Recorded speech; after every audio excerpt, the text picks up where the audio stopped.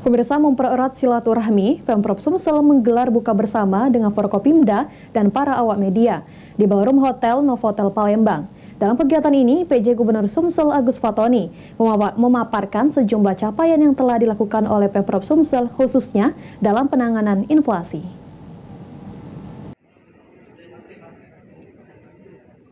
Pemerintah Provinsi Sumatera Selatan gelar buka bersama dengan Forkopimda dan awak media guna mempererat hubungan serta silaturahmi di bulan suci Ramadan 1445 Hijriah.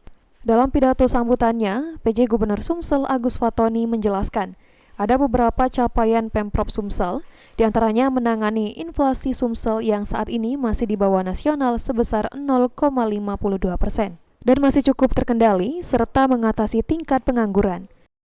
Alhamdulillah masih di bawah inflasi nasional yaitu sebesar 0,52%, sehingga cukup terkendali berada di kisaran 2,2-4%.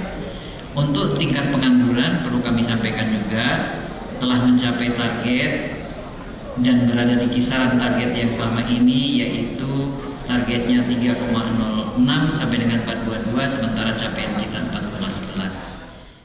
Selain mempererat hubungan serta silaturahmi, kegiatan ini juga untuk meningkatkan sinergitas antar OPD dengan awak media.